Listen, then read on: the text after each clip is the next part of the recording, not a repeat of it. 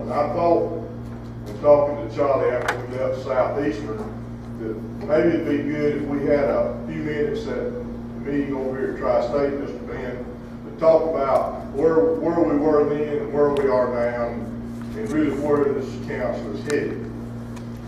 First off, let me tell you what this is all about, in my interest here. As a pecan grower over in Georgia, and having fought battles, marketing battles for so many years, you know, it became apparent to me that what we were doing was just not working. You know, there's a definition, really, for our strategy here, and there's a word for it.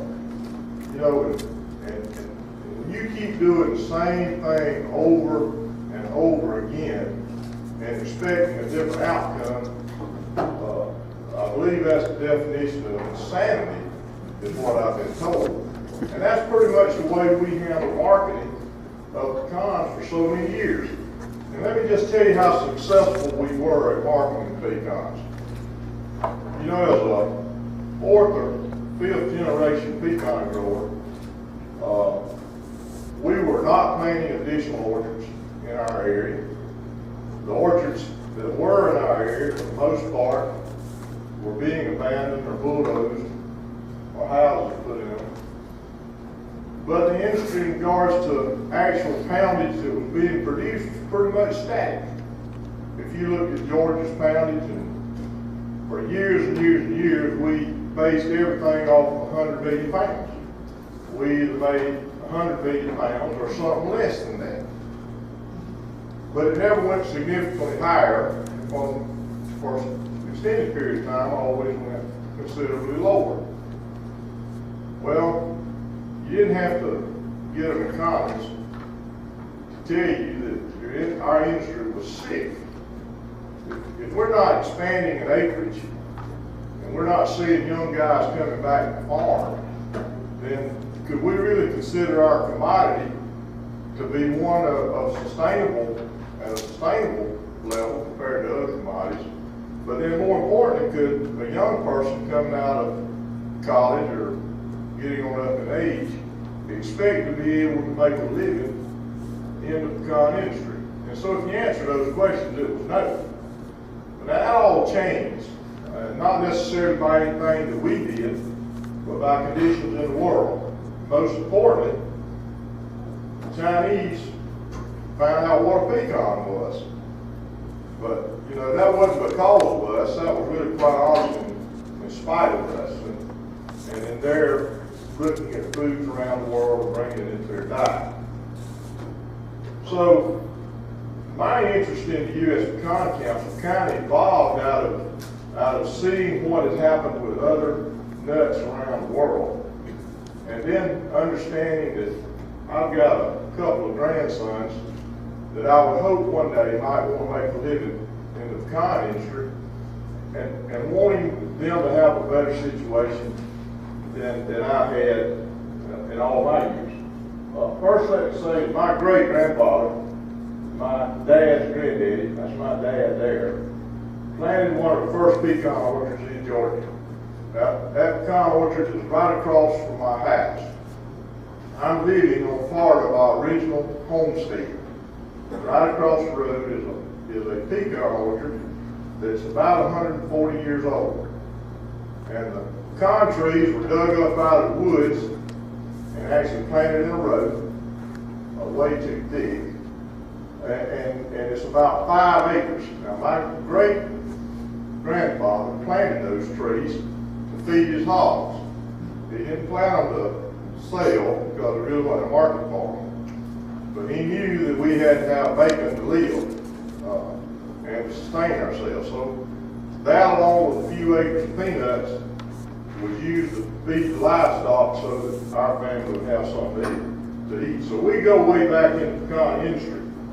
Over the last few years in Georgia, for lack of anyone else that would take the job, I was elected as president of Georgia Pecan Growers and currently serve as vice president of National Pecan Growers. And all I'm doing is telling you this for to give you my pedigree to understand that that's why I'm involved in helping develop this U.S. Pecan Council. and was actually appointed to this organizing board. And so now I'm going to tell you what I was asked to talk about, and that is this U.S. Pecan Council. As you know, the pecan industry has two principal associations that are used in determining or provide leadership in our industry. And these are the National Pecan Growers Council and the National Pecan Shellers Association. For so many years, these two groups were aware of each other, but very few growers went to the Shellers Association, and very few shellers came to the Grower Association. And whether or not we wanted to admit it or not, we were quite adversarial and oftentimes outright contemptuous of each other, simply because of the nature of our business. Now listen, let's be honest here. For the most part, all of us sitting in this room are growers. You know, our goal is to grow pecans, try to make as high a yield as we can make, manage our costs, and when the year's over, hopefully be able to sell our pecans and make a profit. Our goal is to produce them just as cheap as we can grow them, and try our best to sell them for just as much as we can get for them. That is our business model. That is the reason why oftentimes the prices weren't quite like we want them. You know, when prices weren't where we want them, we were half mad anyway because we wasn't going to be able to buy a new tractor, and so we cussed those that bought them. And so that was pretty much our attitude. So if you were a sheller, we blamed it on you, and we got outright mad about it.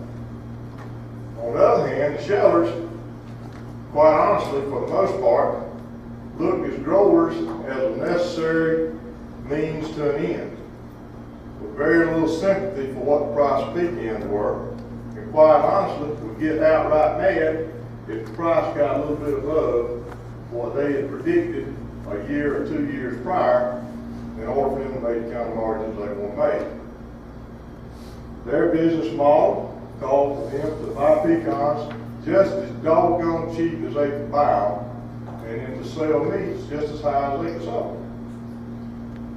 And quite honestly, at times got outright damn contemptuous or outright mad if the prices got up above what they had planned for. And add insult to injury one day, I told the sheller that I just damn sure wasn't going to take 19 cents a pound from the best slice I ever produced. And he said, that's fine, I really don't give a damn. I said, well, you ain't going to get no pecans. He laughed. He said, somebody else will grow your pecans if you don't. And that was the attitude. And so, therefore, the end result was a relationship, though we never came to fist, was at least very contentious. But the truth of the matter is, whether we wanted to admit it or not, we were all bound at the hip. And it became more apparent to me over the years as we moved out of the growing business and moved into the shelling business. I finally got to the point where, about 25 years ago, I said, by God, I ain't taking this no more, and if I can't beat them, I'm going to join them. And so we started shelling pecans, and we've got a pecan sheller, but down deep inside, we're still pecan growers. But the issues about our industry today go way beyond the price of pecans and our relationship between growers and shellers. The issues that we have now involve both of us.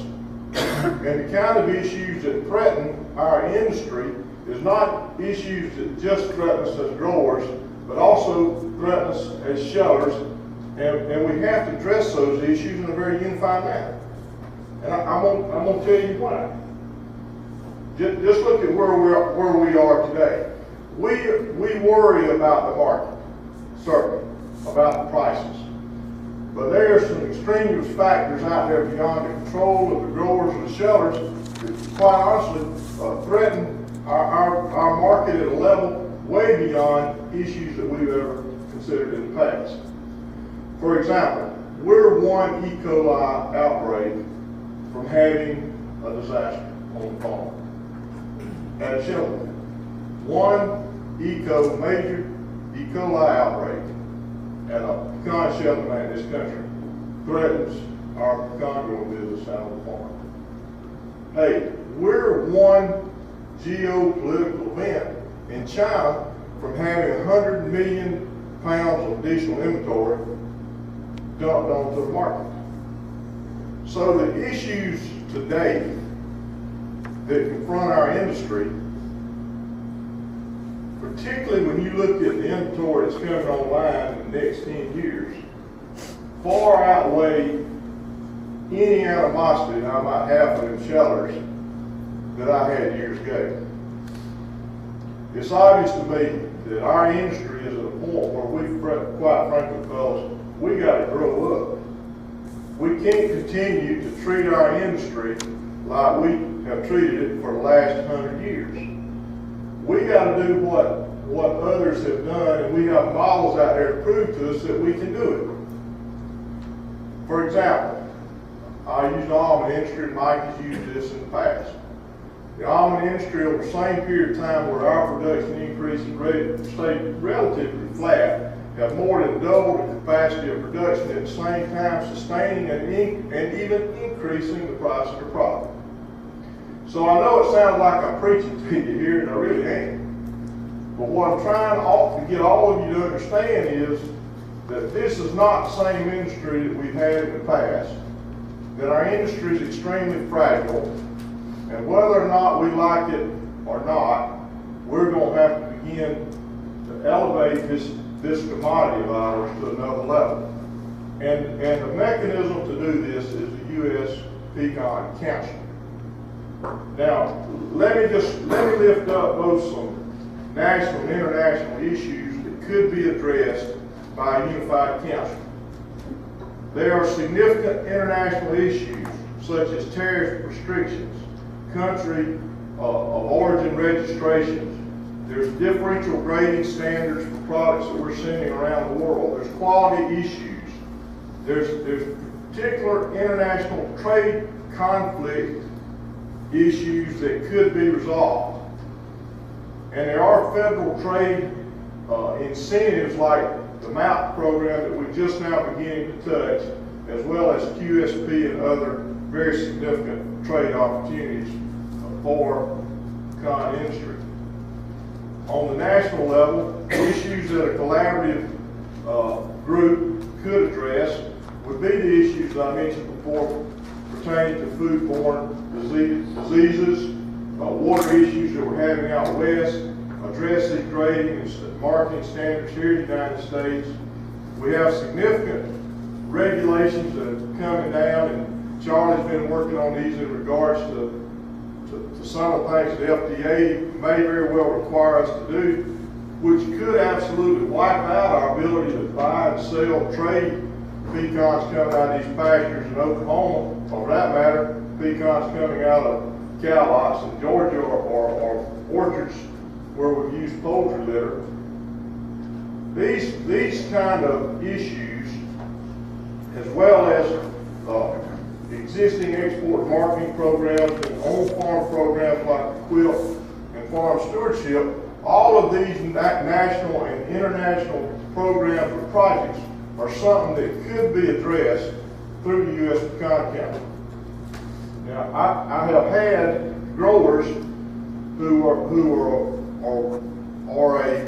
aware of the U.S. Pecan Council come up to me and say, look, this isn't nothing but an attempt by the sheller to take over the MAP program that has been started by the National Pecan Growers Council. And my response to them is if that's what you think, you're again looking at what this council is all about through a microscope. This council is going to be doing so much more significant projects other than MAP.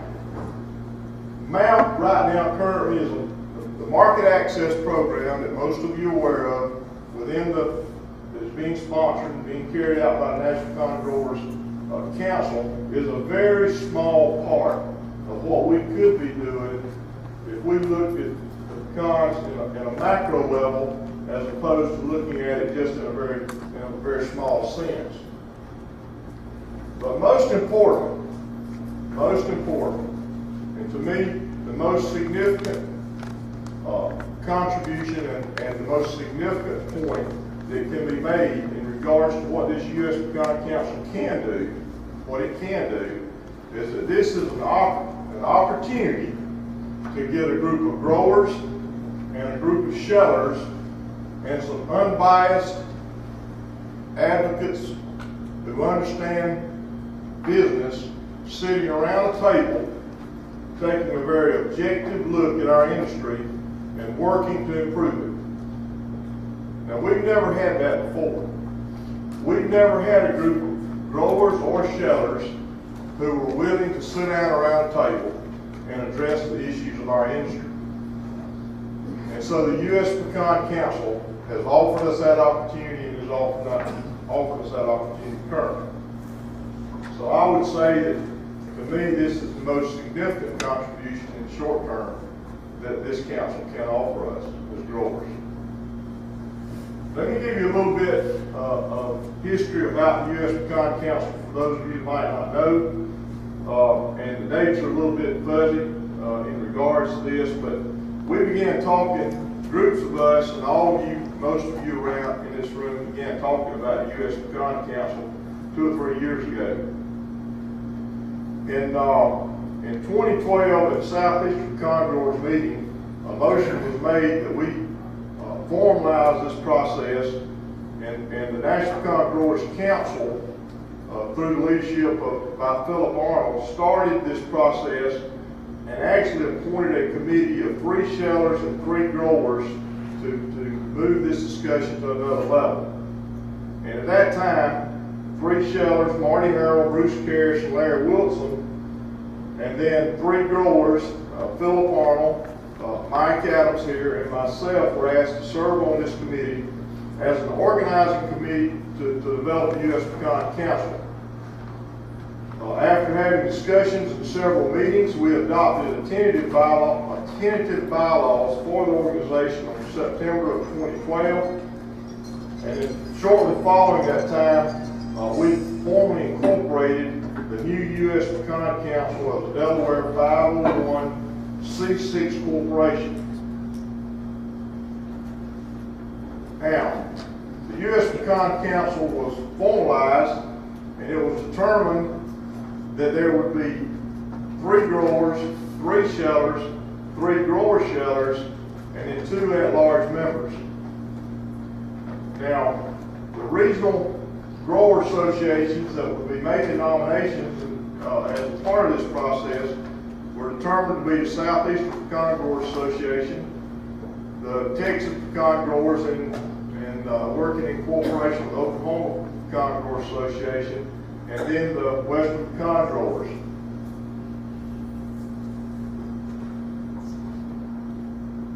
More recently, the organizing council was formalized, memberships had been nominated, and Mike Adams was selected as the interim president pending the seating of the at-large membership. Now, the grower members who were appointed by the respective grower organizations was Gary Underwood, who was asked to serve from the Southeastern Pecan Growers. Most of you know Gary. He's president of the National Pecan Growers Council. He's past president of Southeastern Pecan Growers Association, and he's also past president of the Alabama Pecan Growers Association. The Western representative for pecan growers was Louis Salopek. Louis is a past president of the Western Pecan Growers Association. He's a 3rd generation pecan grower. He's Aryan Las Cruces. And between all of his cousins, I think if you're in the pecan business in this country, you're aware of the Salopeks and the impact they have on our pecan industry. And Louis is very well held, very well respected in that part of the country, and has a tremendous amount of respect and understanding for the industry as a whole. And of course, Mike Adams, and I'm going to tell you, over the last couple of years, I've gotten to know Mike, and Mike owns Royalty Pecan Farms. He's president of Texas Pecan Board, past president secretary of the Texas Pecan Growers Association, and was honored with the Life Membership Award by the Texas Pecan Growers Association, and I will tell you, Mike is ideally situated. He came from a background to help us with this process, and I will tell you, we could not have found in this country a better person to lead this organization and help develop this organization. And I can tell you, as current acting or interim president until we seek full board of the council, I think we can feel very, very comfortable with the direction that this board will go. And I'm going to tell you something, Mike, it says a whole lot about you when Kyle Berkshire brags on you. When Kyle Berkshire brags on anything for that matter. And in the conversations we had, and even the most recent conversation, he said, well, I want to tell you that Mike Gallup is a good man, and he's going to do a good job. And so the confidence that all of us have in Mike, and the confidence that we have in this council, I just feel so good about the fact that the grower perspective is going to be represented and is going to be protected as this council moves forward. Now, we also, each of the state organizations was asked to nominate, or the state nominating organization was asked to nominate a grower shelter.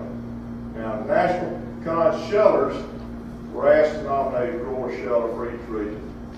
And then the growers were asked to nominate a grower/shelter from each of the 3 regions. In Southeastern, the shelters nominated Larry Wilson, and the grower shelters, the grower shelter nomination from Southeastern Pecan Growers was Brad Ellis. And both of these gentlemen are good friends of mine. I know them both. They both have done a wonderful job, but the board, the city board nominees from the growers and from the shelters, then elected the grower shelter representative at their first organizing meeting back in May. And of the 2 members nominated, Larry Wilson was selected. Larry Wilson is with Sunnyland Farms out of Albany. Most of you probably know Larry. I know if you go to Southeastern meetings, he's very active in Southeastern. He is a past president, board member of the Southeastern Pecan Growers Association. He's also a past president and a board member of the Georgia Pecan Growers Association. But even more importantly, too, he's also a past president, board member of the National Pecan Shelters Association. So Larry understands the pecan industry. Let me also point something out to you, too, and it's not necessarily a requirement. Most of these folks that are on this board are very highly educated. As an example, Larry Wilson has an Ivy League background in economics. In fact, his daddy got his degree at Harvard. And I only make that point to say this. This group of men and ladies that are on this council are very educated, they're very articulate, and they're really going to take our industry, I think, to a level where we want it to go to. To continue, oh Lord, I shouldn't have done that. The other needs to go. I don't know much about technology. Okay. Out of the central region, grower shelter was selected with Scott Landgraf. Scott also is a pecan farmer as well. He's a member of the National Pecan Growers Council, Oklahoma Pecan Growers Association. He works with Noble, and he got his MS degree at Oklahoma State. Bruce Karras, who has become a really good friend of our industry over the last few years, is Executive Vice President, here again, Grower Shelter Representative, Executive Vice President of Green Valley Pecan Company, located in Arizona. He is a member of the National Pecan Shelters Association, and he got his MBA from the University of Arizona. So that's our 3 grower shelter representatives. Our shelter representatives, I've known Terry Lynn for many, many years. With Terry Lynn, she's president of Terry Lynn Quality Products, located in Georgia as well as Illinois, and she's on the board of directors of the National Pecan Shelter Association. Now, these are your your sheller representatives. We actually sell pecans to Terry Lynn. I can tell you they're a very, very reputable group. Most of their business is in the gift pack. They're very supportive of Georgia pecan growers. They're a sponsor. I think she's going to make an excellent member of the committee, very open-minded in regards to issues in growing pecans, and so I think she's going to make an excellent representative as well. Another sheller is Dan York from Ashdown, Arkansas. When asked to send his credentials, he told me he was a pecan sheller and a farmer, and that was all you needed to know. And I thought that's pretty good, quite honestly. I think that's, and Dan, Mike knows Dan, spent a lot of time with Dan, and although I don't personally know Dan York, I've been told he's someone that we can depend on to be very objective about our industry. And then finally, probably the most internationally renowned member of our group is Helen Watts. She's the Executive Vice President of Young Pecan Company. She's past president of National Pecan Sheller Association, and most recently she was over as the nut ambassador for the International Nut and Dried Fruit Council in Barcelona, Spain. So she has quite an international resume as well. The main objective of this presentation today was to introduce the individuals to you that are on this board, as well as talk a little bit about the U.S. Pecan Council. I would just simply say this. I think all of us realize that we've got to do a better job marketing our pecans. I mean, that's going to be extremely important. We got to do that. There are several means to ends, and I think ultimately that would be the objective that we would hope that this board could help us accomplish. But besides that as well, there are some extremely important issues that are just on the rise of our industry. Including environmental issues, including issues in regarding to food contamination, tariff issues. So there's so many issues out there that this new council can help us address and do it in a very formal nature. And I just simply say, as you hear more about this in the future, as Mike and his committee begins to work, as they begin to come back to the states, and I would hope that, Charlie, you would have the U.S. Pecan Council as part of your meetings in the future. That we give this committee and give this council our full support. So I appreciate the opportunity to be here today, and thank you, Charlie. I apologize if I rambled a little bit here.